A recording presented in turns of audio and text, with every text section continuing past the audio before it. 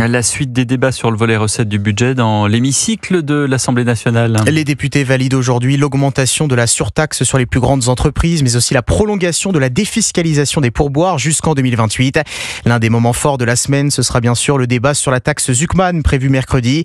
Et si la version initiale de ce projet d'impôt sur les plus hauts patrimoines ne devrait pas passer, les socialistes négocient désormais avec la Macronie pour faire adopter une version allégée. De quoi parle-t-on précisément, Aurélien Fleureau ?